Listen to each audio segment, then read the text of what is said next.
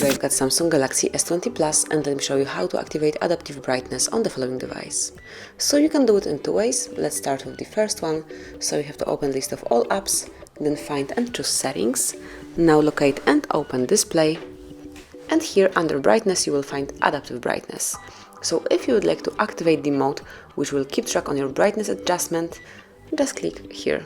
And as you can see, now it has been adjusted to the current conditions, and then you can turn it off the same way just by tapping, and now you can pick the brightness by yourself. You can also activate adaptive brightness through the upper bar. All you have to do is to slide down the upper bar, click on this icon, and now here you can click on adaptive brightness to activate it. And as you can see, it has been applied. Then if you'd like to switch it off, click on it again, and now it's deactivated, and you can do it by yourself. So that would be all. So you can smoothly and easily change brightness and activate adaptive brightness in your device. Thanks for watching. Please subscribe our channel and leave the thumbs up.